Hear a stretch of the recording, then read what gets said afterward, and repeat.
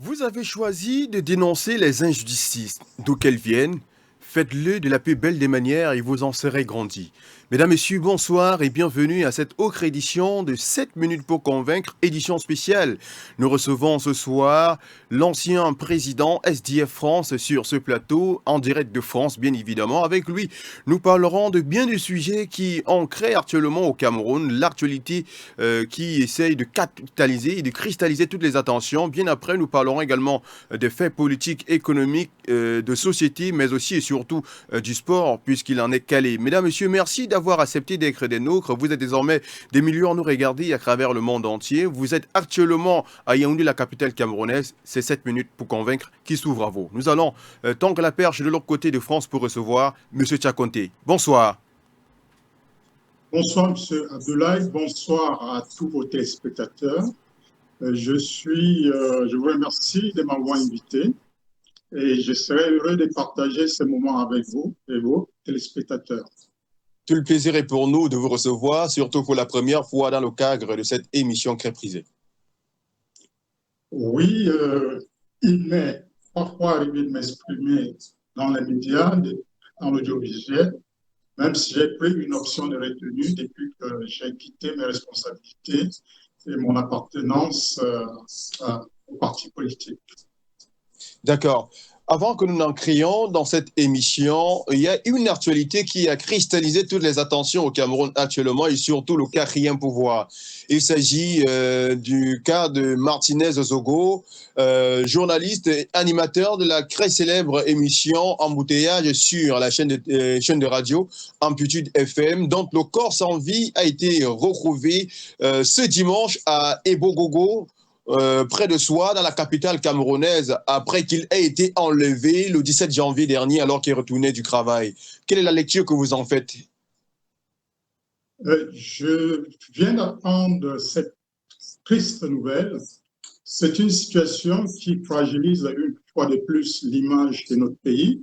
Et pour ceux des ressortissants qui vivent à l'étranger comme nous, c'est extrêmement pénible de gérer cela. Depuis une trentaine d'années, on est presque, on pouvait s'imaginer convaincu d'être dans un espace de liberté au Cameroun, mais quand on apprend que les journalistes, de manière régulière, sont enlevés, blessés, enlevés, assassinés, c'est très, très troublant. C'est très, une fois de plus, moi, une pensée pour les membres de la profession, une pensée pour la famille de ce monsieur que je ne connaissais pas. Je n'écoute pas les radios périphériques des villes camerounaises, mais je pense que quel que soit ce qu'on pouvait avoir à lui reprocher, la méthode utilisée ne grandit pas notre pays. Alors, nous autres journalistes, pensez-vous devriez avoir peur maintenant après qu'un Camerounais, un non moins journaliste, ait été tué pour ses positions? Moi, je ne pense pas que vous devez avoir peur. Il faut plutôt vous engager davantage. Moi, je pense que le métier des journalistes est un métier noble. Il doit être pratiqué aussi avec toute l'élégance qui convient. Mais quels que soient les écarts qu'on peut avoir constatés parfois, je ne crois pas que ces traitements, cette maltraitance, ça donne une image du noir, une image de l'Africain qui s'apparenterait à des bêtes sauvages et qui n'ont pas d'autre moyen de s'exprimer que par la barbarie. Donc, je ne pense pas que les journalistes devraient se mettre à avoir peur. Au contraire, ils doivent monter au créneau. Ils sont capables de mener leurs investigations et identifier qui sont les exécutants de cette tragédie, qui sont les commanditeurs. Je pense que vous êtes capables. Et si vous le faites, ce serait dans l'intérêt de tous, l'intérêt de votre profession, l'intérêt des Camerounais et des Camerounaises, l'intérêt des Africains, l'intérêt de l'image des Noirs dans le monde. D'accord. Merci pour ces pensées très claires à l'égard de ce vaillant soldat et ce collègue du quatrième pouvoir. Nous entrons maintenant de plein fouet dans notre émission. Alors, Monsieur Tchakonté, Cela fait un peu plus de 38 ans que vous êtes en Europe et plus précisément en France, plus de la durée du président Paul Biya au pouvoir. Qu'est-ce qui vous a amené là-bas? Je suis venu en France pour la poursuite de mes études supérieures et je suis, après la fin de celle-ci, un exilé économique. Donc, mon esprit a été toujours donc attaché au Cameroun, dont je pense Cameroun tous les jours, j'agis Cameroun. Je suis physiquement présent en Europe, mais mon esprit, mon imagination, ma réflexion, c'est l'Afrique, c'est le Cameroun. Alors, depuis que vous y êtes parti, est-ce que vous avez déjà mis pied au Cameroun? Oui, le sol camerounais m'est interdit. Je reviens chaque fois que je peux, même si les conditions de venue se dégradent. Donc, oui, j'avais un programme de visite du Cameroun tous les 2 ans parce qu'il me faut aussi voyager, aller ailleurs en Afrique et dans le monde, en particulier. Mes déplacements à travers le monde, ce sont des voyages d'études. Je les définis de cette manière. Oui. J'aime observer les pays qui se développent, voir comment ils procèdent, et puis c'est de cette manière que j'apprends. D'accord. La question qu'on va maintenant poser est celle de savoir, puisque vous êtes déjà proche de la retraite, vous comptez retourner au Cameroun? Ah oui, naturellement. Moi, je vous ai dit que ma présence hors des frontières nationales, c'était à cause des difficultés d'insertion économique au Cameroun. Euh, Même si j'avais des engagements politiques forts, je ne me considère pas comme un exilé politique, je me considère davantage comme un exilé économique. Mais les deux sont liés, parce que c'est la situation politique dégradée qui empêche l'économie de se développer et notre pays a un potentiel extraordinaire. Moi, je traverse certains pays qui ont nettement moins de moyens que nous et ils font des choses exceptionnelles. D'accord. Donc, D'accord. je retournerai au Cameroun. D'accord, nous y arriverons. 2 ou 3 ans de transition où je serai entre les deux continents et après, ce serait définitivement au Cameroun, y compris pour les soins. Voilà. D'accord. D'accord. D'accord. Parlons à présent de vos rapports avec le SDF, dont vous êtes membre et non moins ancien président de la branche de France. Alors, vous y avez été président de 2002 à 2008. Alors, dites-nous comment vous avez intégré le SDF et pourquoi est-ce que vous l'avez claqué la porte?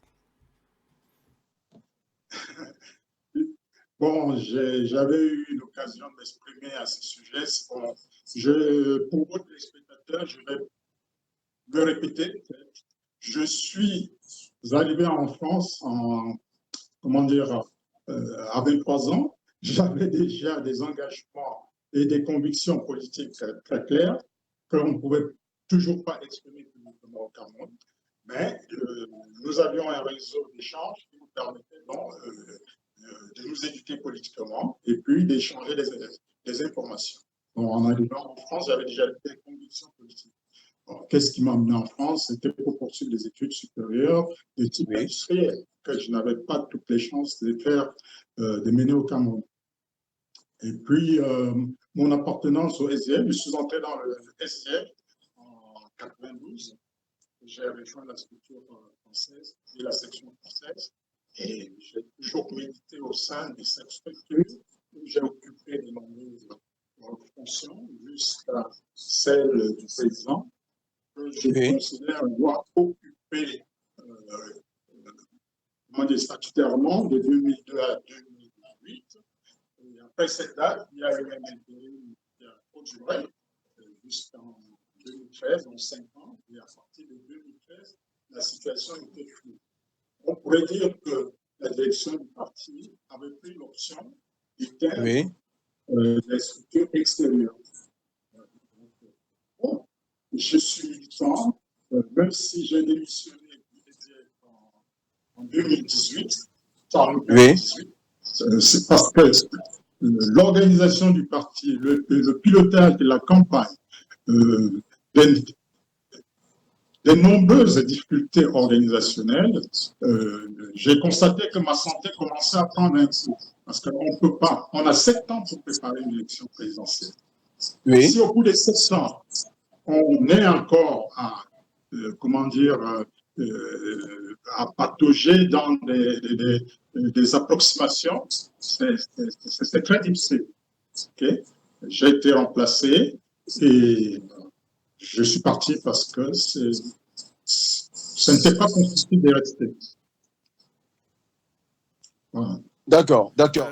Nous allons rappeler, Monsieur Tiakoté, que nous sommes dans une mission à distance. Nous allons vous prier de parler un peu plus fort pour que tous nos différents téléspectateurs puissent être en phase avec nous. Maintenant, parlons toujours du SDF, dont vous avez claqué la porte il y a plusieurs années aujourd'hui. Nous allons vous poser la question de savoir quelle est la lecture que vous faites des querelles au sein qui pourrait conduire à ce qu'on appellerait ici une fragmentation. Disons, depuis de très nombreuses années, le SGF, sur le plan idéologique, fonctionnait comme une juxtaposition. Hein, voilà. La conception de l'action collective dans le SDF revenait à juxtaposer les actions individuelles, les conceptions individuelles. Donc, on ne peut pas arriver à des grandes réussites lorsqu'on fonctionne de cette manière. Donc, vous avez pu l'observer, hein, c'est-à-dire pendant l'élection présidentielle de 2018, vous avez vu des très nombreux membres du SDF proches du candidat de ce parti avaient pour cible principale M. Maurice Kamto, qui lui était un concurrent de M. Biya, qui était au pouvoir. Ce n'est pas normal, ce type de comportement. Et après le scrutin, ça s'est poursuivi. Le candidat du SDF qui avait été choisi massivement par les militants, il pourrait lui reconnaître cela, n'a pas réussi à séduire, n'est-ce pas, les électeurs camerounais. On l'a vu pendant la campagne, on l'a vu au niveau des résultats, mais après cet échec, ce qui convient de constater, rien n'a été, il n'y a pas eu d'ajustement. C'est comme si rien ne s'était passé. Moi, je pense qu'à la place de mon ancien camarade, moi, j'aurais démissionné de la vice-présidence, de la première vice-présidence, quitte à continuer à occuper la fonction par intérim. Donc, il fallait laisser de l'ouverture. On a l'impression que tout est verrouillé, que tout avait été verrouillé. Bon, on ne peut pas ne pas saluer l'initiative de M. Fundi qui a donné l'occasion à quelqu'un d'autre de se présenter à cette épreuve. C'est très rare pour qu'on puisse ne pas le souligner. Donc, il fallait donc lui reconnaître ses mérites. Mais malheureusement, ce qui se présente aujourd'hui, on a l'impression que la conception patrimoniale du parti prend le dessus sur un regroupement des personnes qui agissent pour des idées. Et c'est dommage. Bon, j'espère qu'on n'arrivera pas à cette fracture que vous avez évoquée. D'accord. Alors, quel est le sentiment que vous pouvez avoir aux querelles qu'il y a notamment entre le député Jean-Michel Nietzsche, le député Joshua aussi, et le cher Mandi Djoffondi? Ce ne sont pas des simples querelles. Je pense qu'il y a eu une différence de vision. Hein. Il y a des personnes qui sont clairement opposées au régime, parfois de manière très frontale, et puis d'autres qui sont parfois, donnent l'impression d'être dans la compromission. Mais bon, donc, je veux dire, c'est pour moi davantage un débat d'idées, ce n'est pas des confrontations de personnes. Donc, Monsieur Fundi donne aujourd'hui l'impression qu'il a choisi de confier le parti à Joshua aussi. Et bon, je ne sais pas si les choses devaient se passer comme ça. C'est la logique des chefferies, ce n'est pas la logique des partis politiques. D'accord. Alors, selon vous, monsieur Tiakonté, le SDF d'aujourd'hui peut faire du poids avec celui de 1991? Pensez-vous que c'est la même chose? Ou alors, pensez-vous que le SDF a encore vraiment des choses à proposer aux Camerounais? euh, le SDF est un grand parti politique.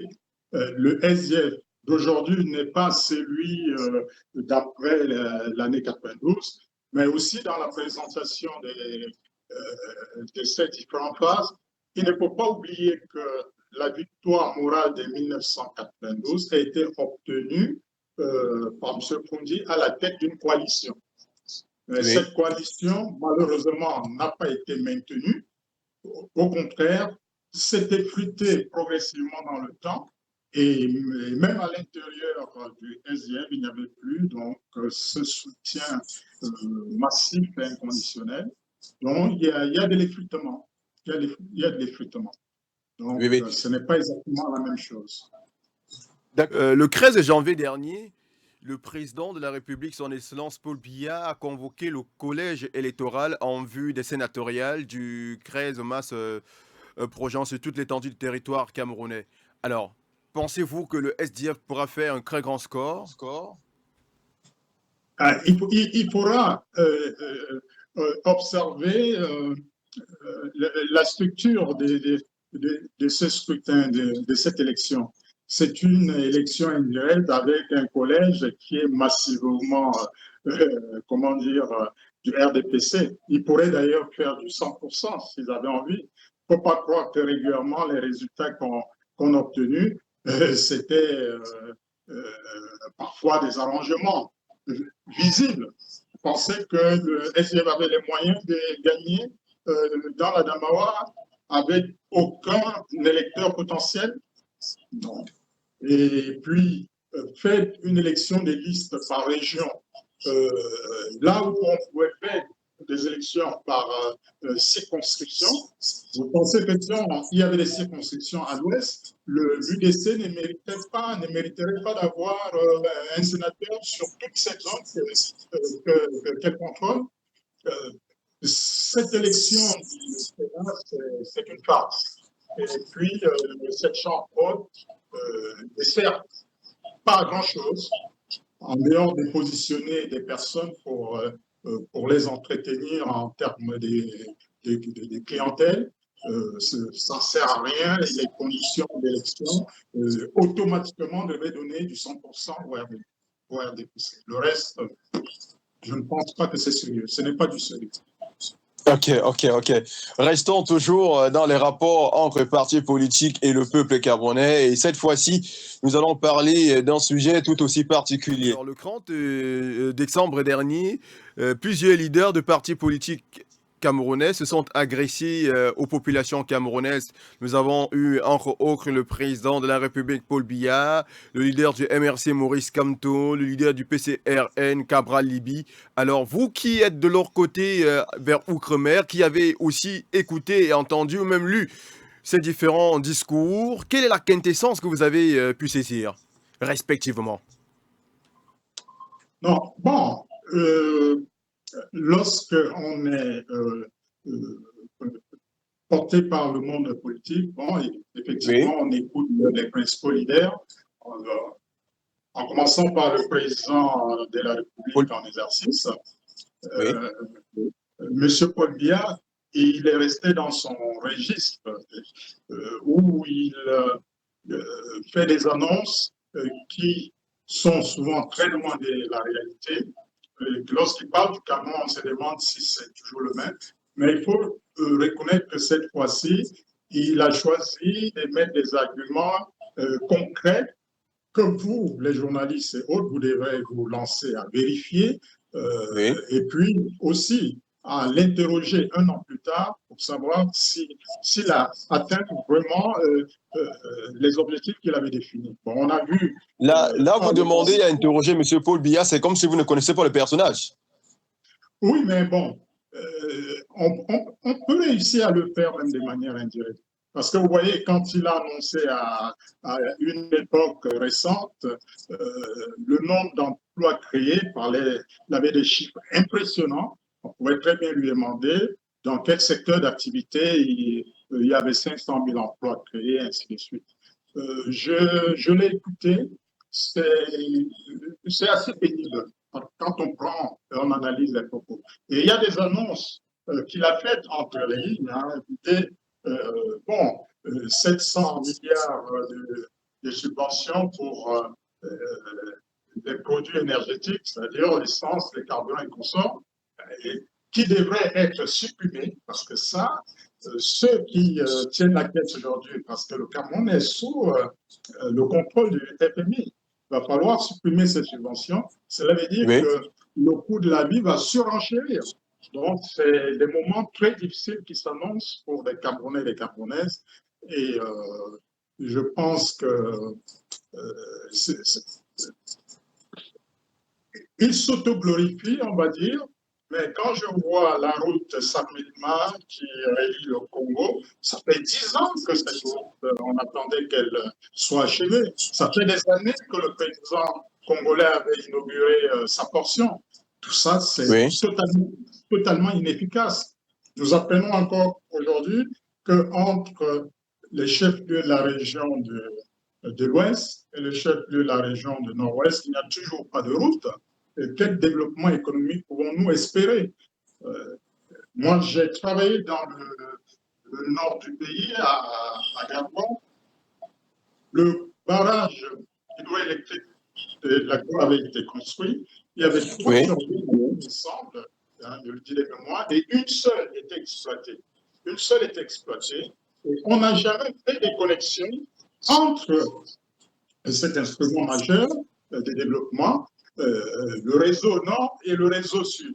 Par des connexions, une centrale sous-exploitée et qui n'a jamais été véritablement entretenue. Aujourd'hui, le coût de réhabilitation est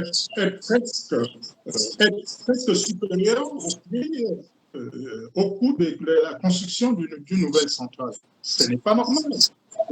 Oui. C'est 40 ans vraiment des régressions économiques, 40 ans de régression d'infrastructures, et le président, il est content. Voilà, c'est bien. D'accord. En vous entendant Que... parler, ça veut dire que vous avez entendu un discours du président Paul Biya complètement déconnecté de la réalité.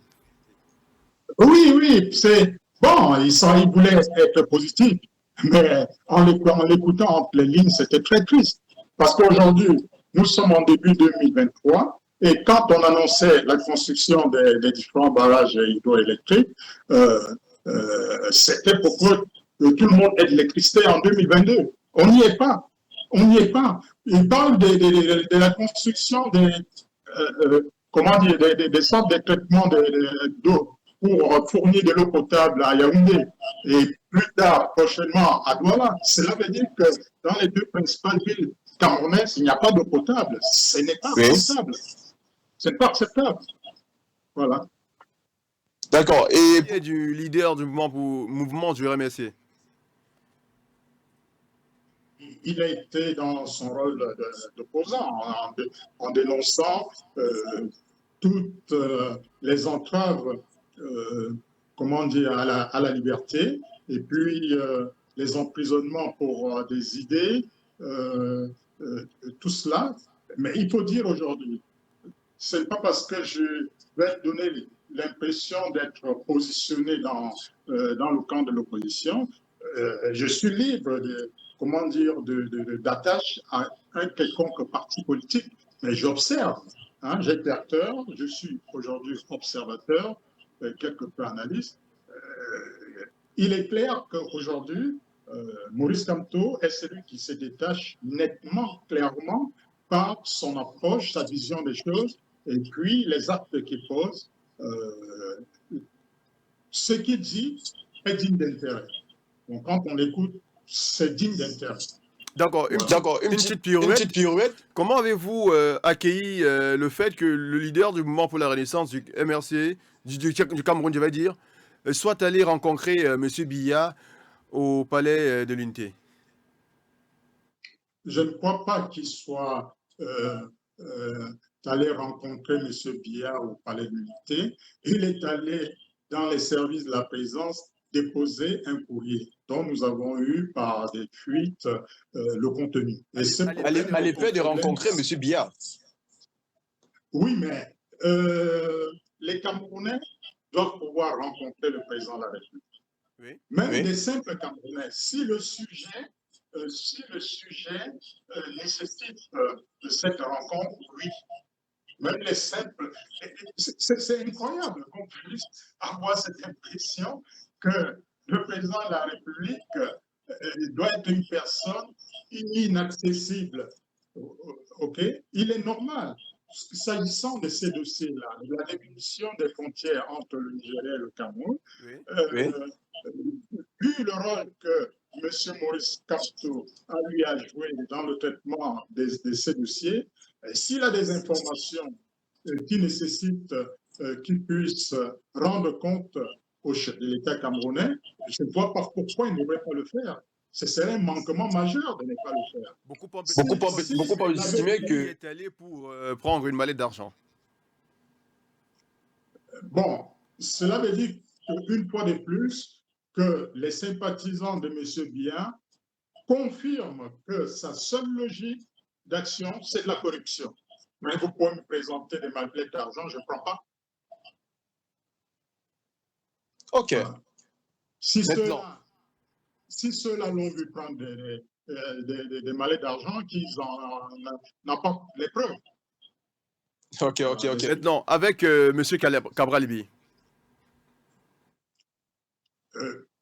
Monsieur Cabral Libi, je l'ai écouté aussi, mais il a été moins long que les autres. Bon, il a introduit une innovation, on va dire, s'exprimer alternativement en français et en anglais. C'était bien, mais je ne suis pas parfaitement bilingue. Hein. Il faut être honnête. J'ai mon anglais à parfaire.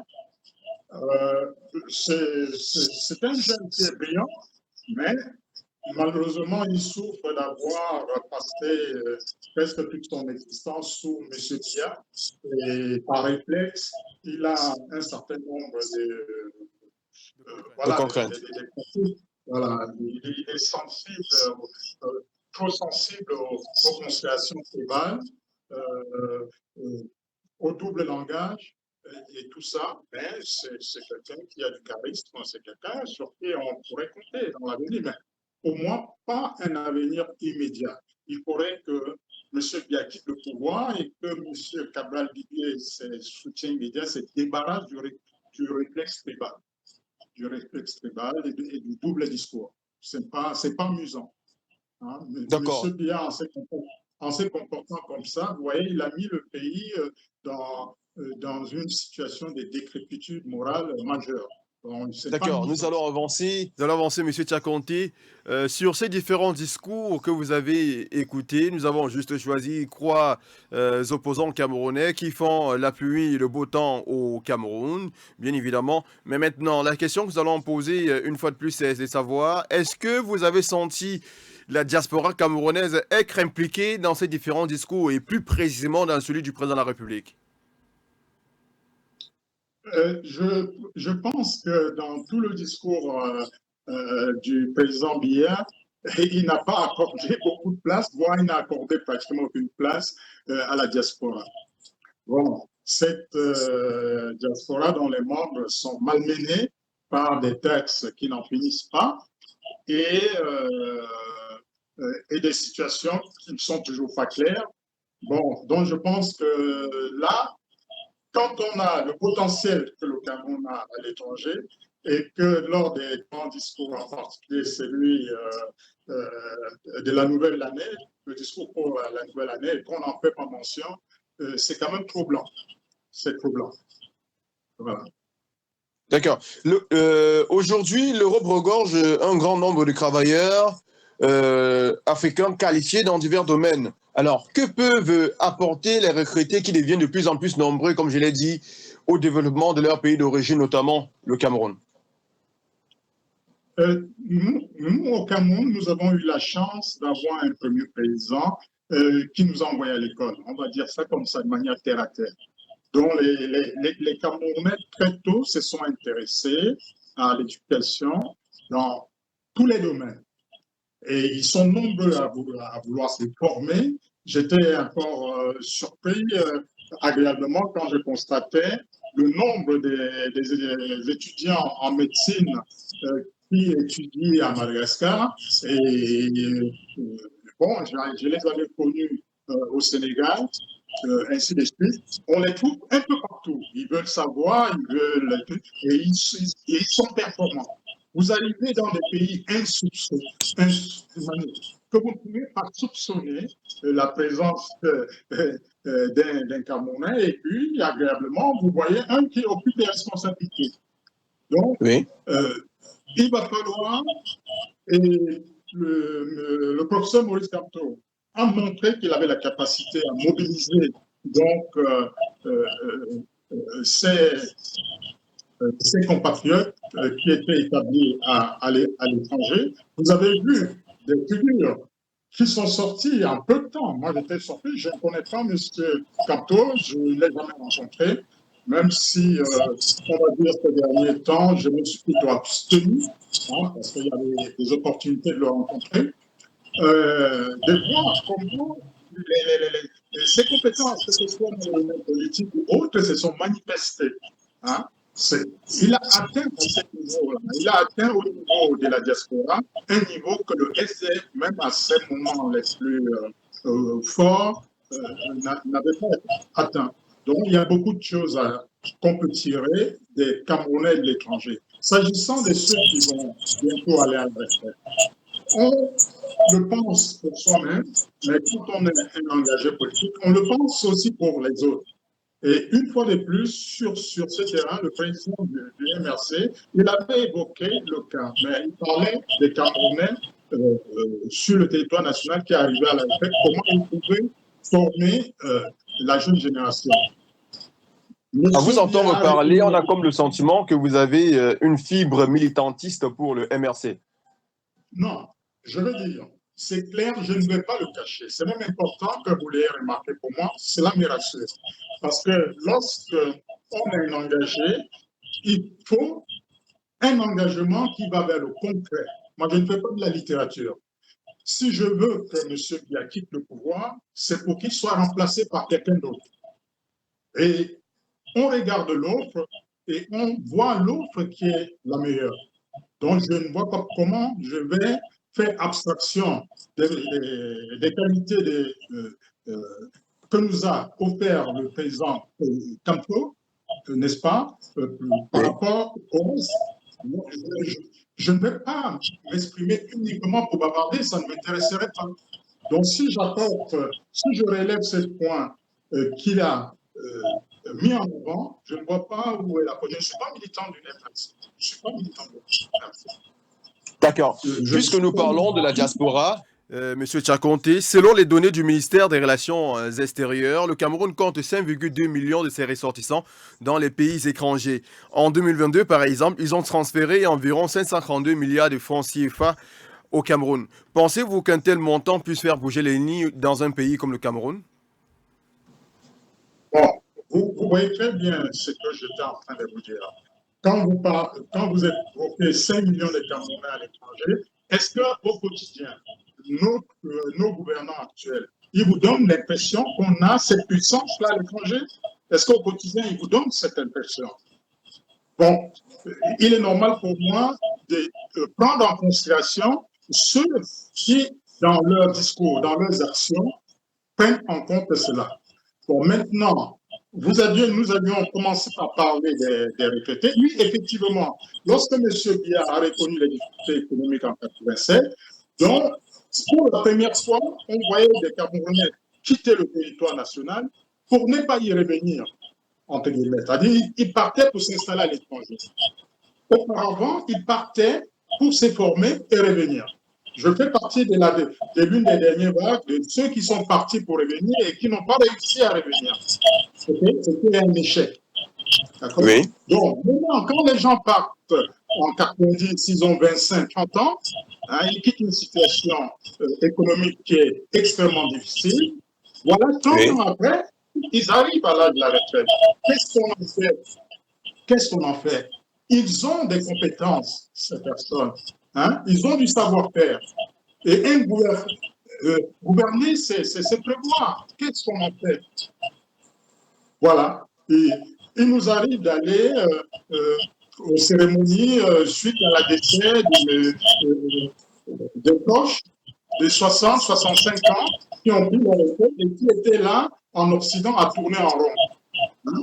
Ils ont des capacités intellectuelles, ils pourraient se former pour les besoins de leur village, ils ont des pensions qui leur permettent de vivre convenablement, comment dire, dans les villages sans avoir beaucoup de personnes. Okay? Mais qu'est-ce qu'on en fait? Qu'est-ce qu'on en fait? Monsieur Biya n'en fait rien. Ok, ok.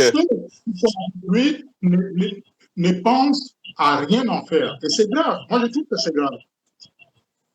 Ok, ok. Nous parlons toujours de la diaspora, de l'apport de la diaspora, la considération du gouvernement, des pouvoirs publics à l'égard de la diaspora camerounaise. Maintenant, je vais dire que le 1er janvier dernier, le gouvernement de la République a augmenté les prix des visas.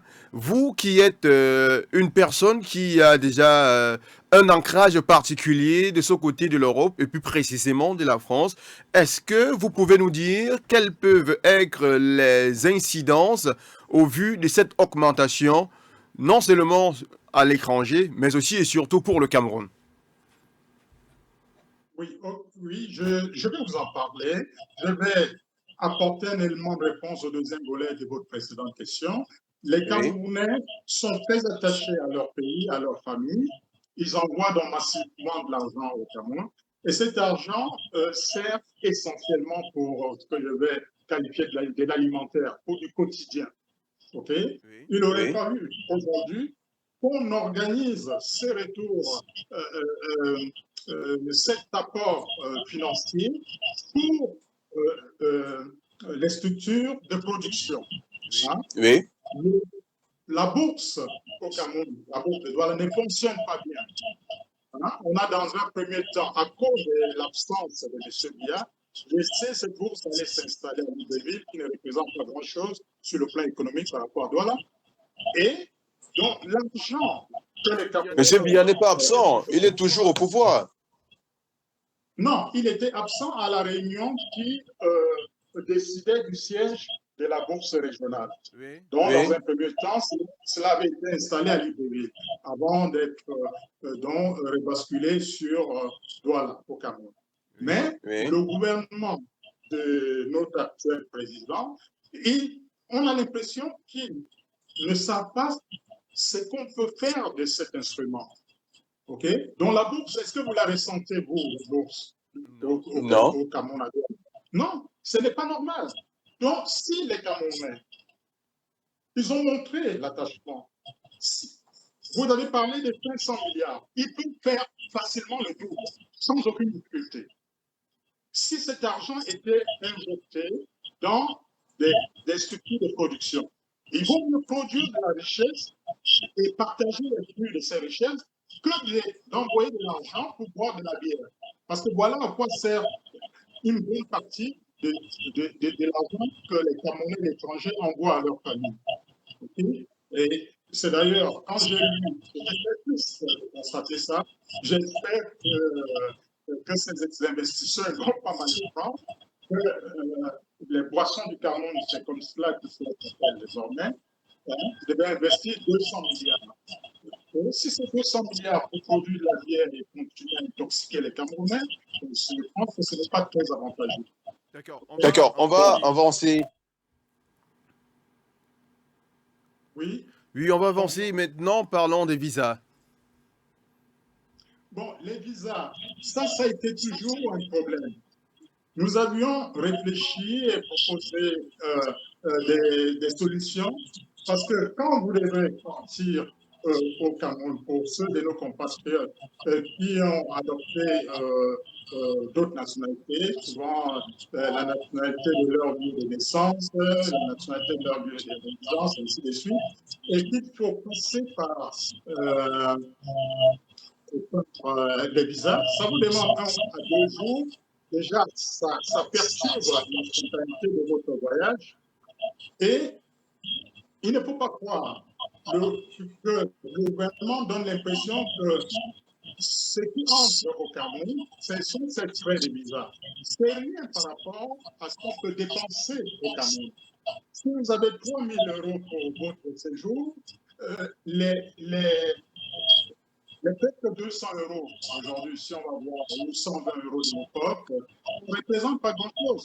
Donc, on devait plutôt encourager les gens à venir dépenser leur argent au Cameroun. Oui. Hein? Oui. Donc, là, on monte une barrière. Maintenant, pour ceux qui ont des revenus limités, c'est terrible. C'est terrible. Si vous prenez une famille qui a 3 enfants, donc voilà, ils sont 5 personnes, ils doivent aller au Cameroun. S'ils ont des passeports étrangers, des passeports non camerounais, 190 fois 5, on est déjà à 950 euros. C'est une somme énorme. Vous voyez? Donc, moi, Oui. je pense que si, comme tout à l'heure à l'entame, avec le décès de votre confrère, le taux prohibitif donc, des visas au Cameroun pouvait amener les Camerounais de l'étranger qui sont dans cette situation-là à suspendre leur voyage au Cameroun. S'ils suspendaient leur voyage au Cameroun au moins pendant 2 années, au moins 2 années, en réduisant leur assistance familiale au strict minimum, okay, là, Oui. ceux qui ont pris cette malheureuse décision, ils vont se rendre compte que trop d'impôts tue l'impôt, comme on le dit. C'est-à-dire, ils pourraient, parce que les gens m'ont dit, ah, je ne pourrais pas rester plus de 2 ans sans voir mes parents, sans voir mes amis. Le Covid nous a imposé cette impossibilité de voyager, nous n'en sommes pas morts. Donc, il faut passer un message. Je pense que si les Camerounais décident de ne pas aller au Cameroun pendant 2 ans ou davantage, OK, ce n'est pas une faute. Ce n'est pas une faute. On ne va rien leur reprocher. On va constater que les caisses sont vides, sont restées vides. Et surtout, D'accord, d'accord. D'accord, monsieur Tchakonté. Chers téléspectateurs, nous vous rappelons une fois de plus que nous recevons monsieur Tchakonté depuis la France dans le cadre de cette autre édition de 7 minutes pour convaincre. Nous allons continuer rapidement puisque nous arrivons déjà à la fin de cette émission et nous parlons actuellement des visas. Monsieur Tchakonté, j'aimerais qu'on évoque dès à présent la question de la double nationalité au Cameroun selon les dispositions de l'article 31 de la loi du 11 juin 1968 portant code de la nationalité. Le Camerounais majeur qui acquiert ou conserve volontairement une nationalité étrangère perd la nationalité camerounaise. Avant de nous donner votre point de vue sur cette disposition, dites-nous, vous êtes binational? Ça, c'est une question qui, pour moi, euh, euh, n'est pas intéressant pour vos téléspectateurs. Engageant politique, je n'agis pas pour moi. Donc, Oui. je ne peux pas répondre à cette question, ni dans un sens ni dans l'autre. C'est pas intéressant que je parle de moi. C'est pas intéressant pour vous ou pour les téléspectateurs? Je pense même pour les téléspectateurs surtout. Pour les téléspectateurs. Voilà. Parce que lorsque je suis engagé en politique, c'est pour l'intérêt collectif, c'est pas pour l'intérêt de ma personne. Donc, je D'accord, pense que d'accord, d'accord. Les téléspectateurs vont en prendre acte. Alors maintenant, dites-nous maintenant, quel est votre avis sur cette disposition? moi, je pense qu'on devrait aujourd'hui, avec la qualité des ressources humaines camerounaises qu'il y a à l'étranger, plutôt mettre en place des dispositifs pour encourager des retours, hein, pour encourager des investissements et pas pour mener des entraves. Si un Camerounais qui en a les moyens à la fois économiques, intellectuels et puis des compétences à mettre au service du développement de son pays, hein, si on lui impose de se présenter uniquement comme étranger, Oui. ce n'est pas favorable. Je pense qu'il préférerait aller dans un autre pays où on lui accorde des facilités meilleures s'il est traité comme étranger. Alors qu'il pourrait retourner dans son pays en tant que Camerounais, investir en tant que Camerounais.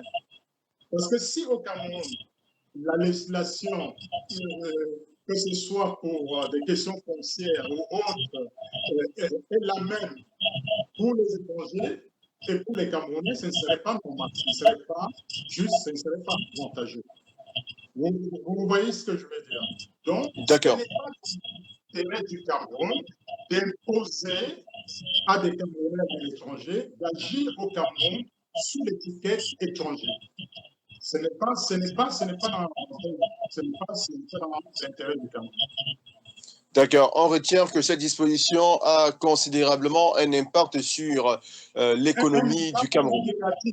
Un impact négatif. Je vous rappelle que c'est une ordonnance de 1968 et il faut connaître l'esprit de cette ordonnance.